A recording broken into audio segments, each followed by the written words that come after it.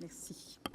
Monsieur le président, madame la ministre, mes chers collègues, l'organisation des jeux Olympiques dont nous débattons aujourd'hui porte en elle une véritable ambiguïté. Les Jeux sont une opportunité formidable pour notre pays, mais ils peuvent aussi générer de lourdes conséquences financières. Ce projet de loi doit donc nous servir de ligne conductrice pour que ces Jeux olympiques et paralympiques soient un atout durable pour notre pays. Prêtons-y une attention toute particulière. Le département de Seine-et-Marne, qui est mon département, fait partie de ces territoires franciliens directement concernés par l'organisation de cet événement de portée internationale. La commune de Vaires-sur-Marne aura la chance d'accueillir les compétitions d'aviron et de canoë, drainant des milliers de spectateurs sur notre territoire, dynamisant les équipements touristiques. Les retombées directes de cet événement sont incontestables. Chantier de 75 millions d'euros, l'aménagement de la base nautique régionale est un atout d'aménagement du territoire et de développement économique. Les Jeux olympiques nous permettront de mettre en lumière notre savoir-faire et de développer notre offre touristique.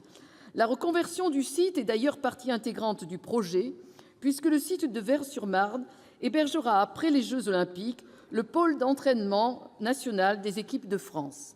C'est cela l'enjeu de durabilité des installations olympiques. Pour autant, les infrastructures doivent suivre. Comment, en effet, assurer le transport de ces milliers de personnes jusqu'en Seine-et-Marne si les accès ne sont pas réalisés? Comment assurer le passage des nouveaux trains dans nos gares, alors même que la plupart des sites ne sont pas adaptés en raison de problèmes dans la construction des quais de gare? Comment encore transporter des spectateurs des gares vers les sites si les pouvoirs publics ne mettent pas les moyens pour moderniser les routes et déployer une flotte de transport public digne de cet événement? Nous le savons, l'amélioration de la mobilité en Île-de-France est indispensable à son développement. Nous attendons donc un calendrier réaliste et des coûts maîtrisés du Grand Paris Express qui, je le rappelle, a été l'un des points décisifs dans l'obtention des JO. Tant de questions, mes chers collègues, qui doivent guider notre réflexion. Ces Jeux olympiques sont un défi. Relevons-le avec témérité et prudence. Nos collègues de l'Assemblée nationale ont inscrit dans la loi des objectifs stratégiques en matière de transport francilien. Ce travail mérite d'être salué. Il importe de le poursuivre et de le compléter. C'est l'esprit des amendements que nous vous présenterons, une préparation optimale et une vision à long terme sur l'avenir des installations. J'espère que nous saurons vous convaincre de leur pertinence.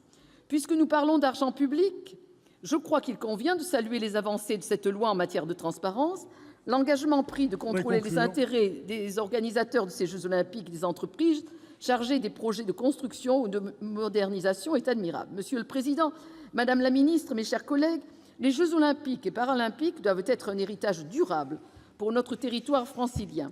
Fin de semaine dernière, je conclus, Monsieur le Président, une équipe de chercheurs de l'Université Paris-Est a lancé un observatoire des JO pour surveiller tout dérapage budgétaire. Faisons nôtre leur mot d'ordre, alerter dès aujourd'hui pour ne pas subir dans 10 ans.